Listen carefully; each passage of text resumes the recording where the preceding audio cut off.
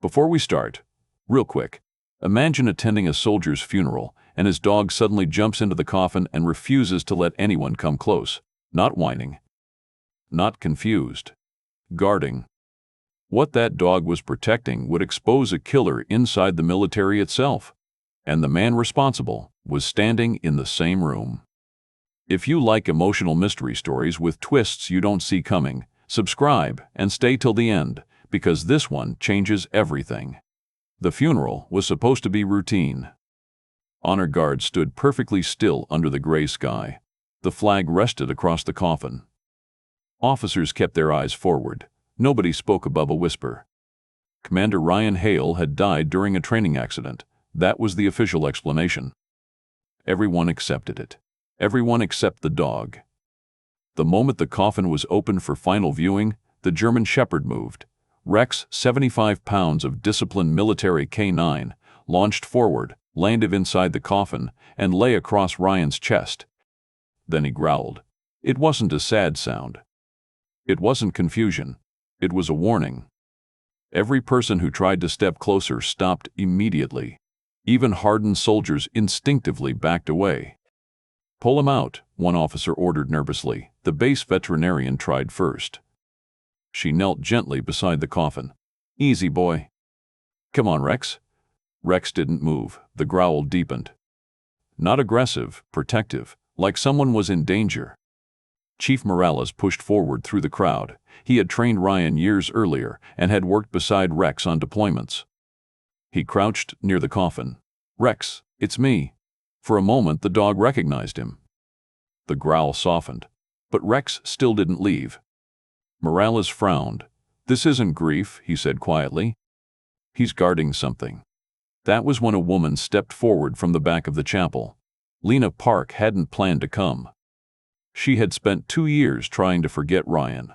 They were once engaged, but Ryan always chose missions over their life together. Eventually, she left and transferred to intelligence in Washington. Then she got the call. Ryan was dead. She stood frozen, watching hundreds of soldiers pass his coffin, unable to approach, until she saw Rex jump inside, and she immediately understood something nobody else did. Rex wasn't mourning. He was on duty. She walked closer. Ma'am, please step back, an honor guard said. Lena shook her head. That dog thinks he's protecting evidence. The entire chapel fell silent.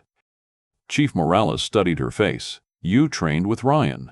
Yes. He nodded slowly. Then try. Lena approached the coffin slowly, speaking softly. Hey Rex, remember me? The dog's ears lifted. Remember the apartment? You stole my socks every morning. The growl faded.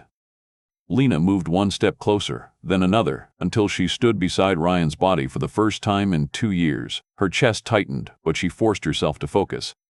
Rex wasn't lying randomly. He was positioned directly over Ryan's left chest pocket.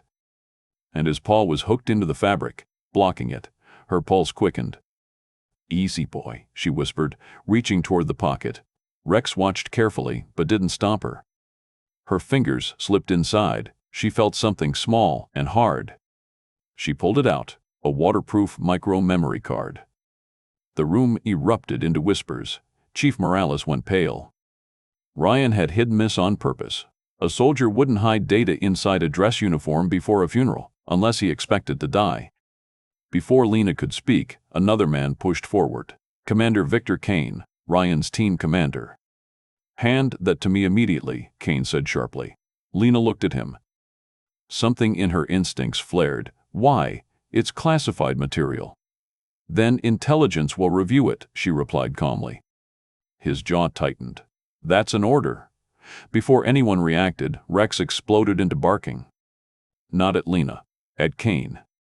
The dog lunged inside the coffin, teeth bared, stopping Kane from stepping closer. Everyone saw it. The dog wasn't reacting to noise, he was reacting to him. Chief Morales slowly turned toward the commander. Dogs don't make mistakes like that. Kane's face hardened. Control the animal. He is controlled, Morales said quietly. He's protecting something from someone. For several seconds, nobody spoke. Then Kane forced a cold smile. Fine. Turn it over to investigators." He left the chapel. The moment he walked out, Rex stopped barking. Lena felt a chill run through her body. The dog hadn't been guarding the card from everyone. Only from Kane. That night, inside a secure intelligence room, Lena inserted the card into a protected computer. It unlocked using Rex's registration number. Ryan had planned this carefully. Files appeared, videos, audio recordings, financial records. And one clear conclusion. Someone inside the unit had been secretly selling mission information to foreign agents. Ambushes, failed raids, soldiers dying.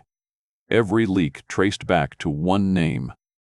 Commander Victor Kane, $3 million transferred through shell companies. Ryan discovered it, and Ryan had been murdered. Then Lena opened the final video. Ryan appeared on screen, sitting in his quarters, exhausted but calm.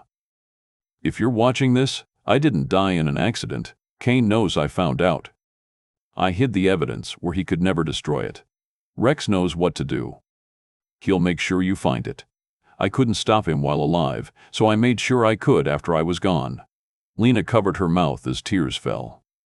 Ryan continued, "Lena, I'm sorry. I chose duty over you.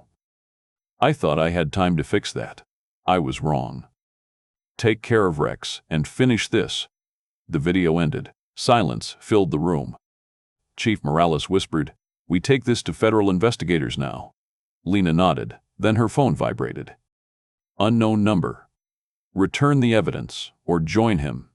Rex suddenly stood up, ears raised toward the hallway. At that exact moment, the lights went out. The lights stayed out for 3 long seconds. Not a flicker, not a surge. A cut.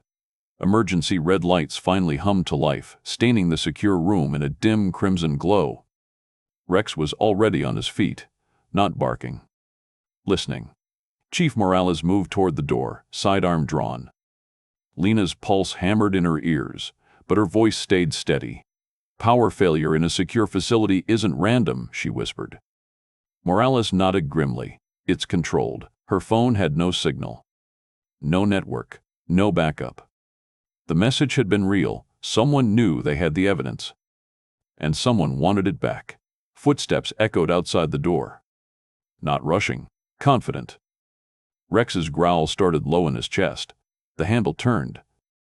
Morales raised his weapon. "Identify yourself." The door opened anyway.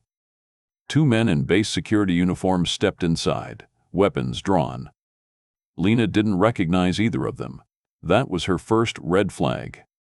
"Lieutenant Park," one of them said calmly, "you need to come with us." "Under whose authority?" Morales demanded. "Commander Kane," Rex barked sharply. Lena felt the tension snap tight inside her chest. "We're not going anywhere without federal investigators present," she said. The second guard stepped closer.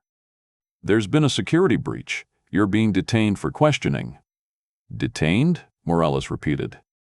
"That depends on cooperation." The words were too rehearsed, too smooth. Rex's growl deepened as one of the men moved closer to Lena. "Secure the dog," the first guard ordered. The second pulled out restraints. Rex showed teeth. Lena's hand rested gently on his head. "Easy," she whispered. But she didn't miss what she'd noticed the moment they walked in. Their uniforms were pristine. Too pristine. Real base security had worn boots. Scratches. Sweat stains. These men looked like actors in costume. "Chief," she said quietly. "They're not real." Morales didn't hesitate. He shifted his stance slightly, subtle but ready. The first man's expression hardened. "Last chance." "Come quietly. Show me your authorization," Morales said. The man smiled faintly. Then he raised his weapon. Everything exploded at once. Morales lunged forward, slamming the man's gun arm upward as it fired. The shot cracked into the ceiling. The second man turned toward Morales. "Attack!" Lena shouted. Rex moved like lightning. 75 pounds of muscle and fury slammed into the attacker's arm. The weapon hit the floor. Screams. Struggle. Metal clattering. Morales grappled with the first man against the wall. The second tried to reach for a backup weapon. Rex dragged him down, teeth locked onto his sleeve. Another gunshot. Morales staggered backward, clutching his side. "No!" Lena screamed. The first attacker turned his gun toward her. Time slowed. She grabbed the fallen weapon from the floor, hands shaking but determined, and aimed center mass. "Drop it." He hesitated. Rex snarled inches from the other man's throat. The attacker made his decision. He dropped the weapon. Within minutes, federal agents stormed the building. This time, real ones. The two fake guards were arrested. Morales was rushed to the hospital. Lena stood outside under flashing emergency lights, Rex pressed against her leg. Special Agent Daniel Reed approached her, mid-40s. Calm eyes, sharp mind. "We received your data upload," he said quietly. "The entire file." Lena exhaled slowly. "It's Kane." "We know," her head snapped toward him. "You knew? We've suspected financial irregularities for months. We just didn't have proof. Ryan died getting you that proof." Reed didn't argue. "I'm sorry," he said simply. Before she could respond, Rex barked again, not randomly. At Reed's phone screen, a photo of Kane displayed during the arrest warrant discussion. The dog recognized him. Reed stared at Rex. "He knows who we're hunting." Lena felt something shift. "This isn't over." Reed nodded. "No, it's not." Within the hour, Kane's home was raided. Empty. His phone was off. His accounts had already been accessed. He had a head start. "He planned an exit," Reed muttered. "Safe houses. Probably offshore support." Lena stared at Rex. Ryan's voice echoed in her mind. "He knows what to do." Reed turned to her. "There's one more thing." He showed her surveillance footage from earlier that afternoon. Kane leaving base. Loading equipment into a black SUV, heading toward the private marina. "If he gets on a boat, he disappears," Reed said. Rex began pacing. Nose low, focused. Lena knelt beside him. "Seek," she whispered. Reed blinked. "You're serious?" He tracked insurgents through cities. "You think he can't track one traitor?" Reed hesitated only a second. "Fine. But we move as a team." They drove toward the marina. Rex shifted from pacing to alert stillness. The moment they arrived, Lena gave the command. "Find." Rex took off. Nose to asphalt. He ignored noise, ignored shouting officers, ignored chaos. He followed a scent only he could see. Through parking lots. Past docks. Straight toward a storage hangar near the edge of the marina. He stopped at Unit 18, growled. Reed signaled his team. They breached. Inside, no Kane, but fresh tire tracks. A laptop still warm, maps on the screen. Airfield routes circled. "He's not taking a boat," Lena whispered. "He's flying." Reed's radio crackled. "Private jet requesting clearance." Tail number matches Kane's registered shell company. Reed swore under his breath. They were 12 minutes away from the airstrip. Sirens screamed as vehicles tore through traffic. Rex whined, frustrated at being inside the car instead of running. "I know," Lena whispered, gripping his harness. "We're close." They reached the perimeter of the private runway. The jet was already on the tarmac, engines warming. 3 armed men loading crates. And Kane, standing at the base of the stairs, calm, waiting. Reed signaled his agents to spread. Lena and Rex moved along a side maintenance path for visual confirmation. She lifted binoculars. Weapons in the crates, military grade. Stolen from base. Then, click. A weapon pressed against the back of her head. "Drop it." Her blood froze. Another man in tactical gear stood behind her, gun steady. Rex's body tensed. One command and he would attack. But the gun would fire first. "Move," the man ordered. She was marched at gunpoint toward the aircraft. Rex stayed glued to her side. Kane saw her approach. He smiled. "Lieutenant Park," he said casually, "I was hoping we'd speak before I left. You murdered him. Ryan made poor choices. He exposed you." Kane's eyes darkened. "He misunderstood complex realities. You sold missions. I managed outcomes. You killed your own men. I removed liabilities. Rex growled louder. Reed's voice boomed from loudspeakers across the runway. Victor Kane, you're surrounded. Release her. Kane didn't flinch. Instead, he pulled out a tablet. He turned it toward Lena. Security footage from the base. 4 different locations. Armory, fuel depot, communications center, and the chapel. Red timers counting down. 20 minutes, Kane said softly. Explosives placed days ago. Only I have the abort code. Lena felt her stomach drop. You're bluffing. Try me. He raised his voice toward the agents. You let this plane leave. When I'm airborne, I send the codes. Everyone lives. Or you shoot me and the base burns. Silence. Absolute silence. Reed's voice came through again. How do we know you'll send it? You don't. Kane smiled. But if I die, they definitely go off. Lena's mind raced. 1 man versus hundreds of lives. Rex was trembling beside her. Waiting. She locked eyes with Reed across the runway. Then she made the call. Stand down, she shouted. Reed's jaw clenched. Lena, stand down. Let him go. The agents slowly lowered their weapons. Kane's smile widened. Smart. He turned toward the plane. Engines roared louder. Victory. For him. But as the aircraft began to taxi, Rex suddenly bolted. Not toward Kane. Toward the cargo stacked beside the stairs. He lunged, clamped his teeth onto a black duffel bag, and ran. The bag tore loose from the pile. Lena caught it as Rex reached her. She unzipped it. Inside, hard drives, laptops, paper files, account ledgers, the real insurance.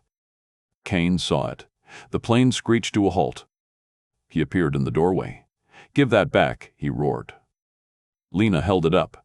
No. His face twisted. You think I won't detonate them? You need that bag, she fired back. Without it, you're just a fugitive with nothing to trade. The agents began closing in again. Kane hesitated. He checked his watch. 17 minutes left. Rage flickered in his eyes. Find them in time, he spat. The plane accelerated down the runway. Lifted. Vanished into the sky. Lena clutched the bag. Reed barked into his radio. Bomb squad to base NOW. 15 minutes. 4 bombs. Thousands of buildings. Rex stood rigid, watching the sky. But this wasn't over. It was just getting worse. And somewhere above them, Kane still believed he had won. Sirens screamed the entire drive back to the base. No one spoke inside the vehicle. Reed was on the radio coordinating evacuations. Bomb squads were being rushed from 2 cities. Helicopters were already airborne. 4 bombs. Less than 15 minutes. And only 1 man knew how to stop them. Lena held the duffel bag tight in her lap. Rex sat pressed against her leg, restless, whining softly. Not panic, urgency. He still thinks he has control, Reed muttered. He does, Lena replied quietly. Unless we take it away. They reached the base gates to chaos. Soldiers were running, vehicles evacuating families, alarms blaring across every building. The first bomb location was confirmed, the armory. Bomb technicians sprinted inside. 10 minutes left. They opened the duffel bag on the hood of the car and pulled out the laptop, password protected. Reed cursed. We don't have time to brute force this. Lena stared at the login screen. Then she remembered the video. Ryan's last message. She typed REX075. Enter. Unlocked. Reed stared at her. You're kidding me. He trusted his partner more than any human, she said softly, resting a hand on the dog's head. Files flooded open. Encrypted communications, bank records, shipment routes, and one folder labeled Failsafe. Inside was a single document. A sequence of numbers. Abort codes. Reed grabbed the radio. Bomb squad, stand by for codes. They rushed to the armory. Technicians had already uncovered the device, military-grade explosive, wired into fuel storage. Timer, AJO 7012. Lena read the first code. The technician entered it. Nothing. Timer, W06058 tree. Wrong? Reed asked. No, Lena said. There are 4 codes, one for each location. They sped to the fuel depot. Timer, SO541 test. Second code. The bomb beeped. The timer stopped. A collective exhale filled the room. 2 down, Reed said. Next, communication center. Timer, GO3002. Third code entered. Stopped. Only one left. The chapel. The same place where Ryan's coffin had rested, where Rex had refused to leave him. They ran inside. The bomb was hidden beneath the front pews. Timer, SO127S. The technician's hands shook. Hurry. Lena read the final code. He entered it. Nothing happened. The timer kept moving. HO1 Palace 1 Pal. Reed's face went pale. That's the last code. Lena's heart slammed in her chest. No, Ryan wouldn't. Rex suddenly pulled away from her. He ran to the coffin platform, scratching violently at the wooden floor beneath it. The technician lifted the panel. Another device. A second trigger wired into the primary bomb. Not a failsafe. A trap. Kane never intended to let them stop it. Manual disarm, the technician said, already sweating. I have 60 seconds. He cut one wire. Timer, GW78. Nothing. Second wire. W0731 still ticking. Which one? Reed shouted. The technician hesitated. Rex barked sharply. Once, then pawed at a single yellow wire. The technician froze. You trust a dog? He asked. Lena looked at Rex, then at Ryan's flag folded beside the altar. He trusted him with his life. W7S14. The technician cut the yellow wire. Silence. The timer went dark. No explosion. For a moment, no one breathed. Then the technician sagged back in relief. Reed laughed in disbelief. It worked. Lena dropped to her knees and wrapped her arms around Rex. You did it. You really did it. But Reed's radio crackled again. Plane spotted on radar. Low altitude, heading for the border. Kane was escaping. Reed looked at Lena. We can still stop him. Within minutes, they were airborne in a pursuit helicopter. Night had fallen now, and the sky was black except for the distant blinking lights of the fleeing jet. The pilot spoke over the headset. We can't force him down without authorization, Reed replied. Authorization granted. They closed distance. Searchlights illuminated the aircraft. Kane's jet veered suddenly, descending toward an abandoned desert airstrip. He's landing, Lena said. He needs fuel, the pilot answered. They touched down minutes later, kicking up sand across the empty runway. Agents spread out. The jet door opened. Kane stepped out slowly, a handgun in his hand. Cornered, but still smiling. You really should have let me go, he called out. You're done, Reed replied. Kane shook his head. No. You just delayed the inevitable. His gun pointed toward Lena. Rex moved in front of her instantly. Ryan believed loyalty mattered, Kane said. It doesn't. Everyone betrays eventually. Lena's voice was steady. You're wrong. You just never inspired loyalty. Kane's finger tightened. A gunshot rang out. But not his. Reed fired first. The weapon fell from Kane's hand as he collapsed to his knees. Agents rushed forward and restrained him. It was over. Days later, the truth became public. Kane was convicted of espionage and murder. The families of the fallen soldiers finally learned why their loved ones never came home. Ryan Hale was cleared of all suspicion and honored as a hero. At the ceremony, Lena stood beside the memorial stone. Rex sat at attention. A medal was placed gently on his harness. The crowd applauded. Lena knelt beside him, smiling through tears. You kept your promise, she whispered. Rex leaned against her, calm now, finally off duty. Ryan had trusted his partner to finish what he started, and he had. If this story moved you, don't forget to subscribe and come back. Because some heroes don't wear uniforms, sometimes they walk on 4 legs and never ask for credit.